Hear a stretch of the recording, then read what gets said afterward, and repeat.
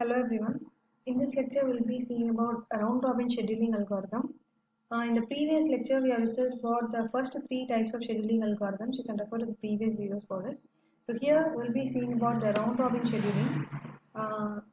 It is unique from all other three scheduling algorithms. In round-robin, you will be given with a time quantum.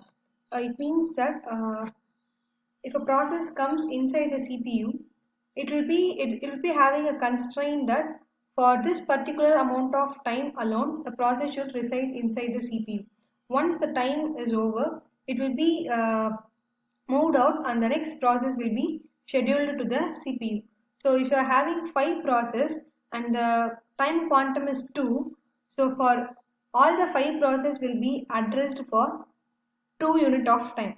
Once process 1 comes, 2 unit of time is over, process 2 will be thrown out and process 2 will be scheduled to the CPU. Again for 2 unit of time, process 2 will be scheduled. After that 2 will be thrown out and process 3 will get inside the CPU. So this is how all the process will be addressed equally in round robin. So this is one of the major advantage of round robin scheduling also. So here, this is how the question will be given. A process ID will be given, a bus time will be given, and a time quantum will be given. So similarly, you're going to draw a Gantt chart here. So Gantt chart, the process starts at 0. So here, no particular order will be specified. If this is the order, it is given P1, P2, P3. In this order only you are going to do. If particularly they are mentioning any order, you can go with that order. Here they are not mentioned, so I am taking P1, P2, P3. Once the cycle over, the loop continues. Again it goes to P1, P2, P3 until all the bus time, all the process has been served for a complete burst time. So now I'm beginning with P1. So P1, the time quantum is 4.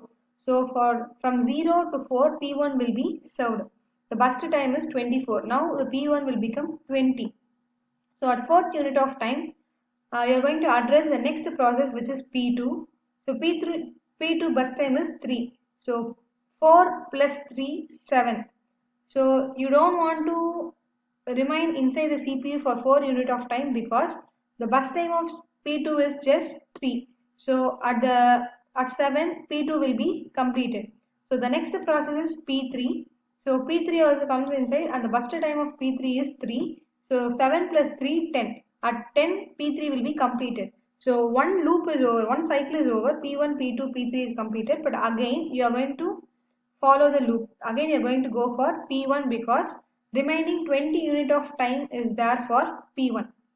So again at 10 P1 comes. So P1 will be addressed for 4 units of time, 10 plus 4, 14.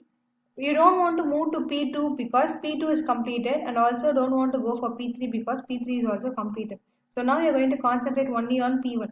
If in any other table, no some other process is there still for processing, you are going to consider it. But in our example, the remaining 2 processes are completed, so you are going to concentrate only on P1. So at 14, again another 4 units of time is completed.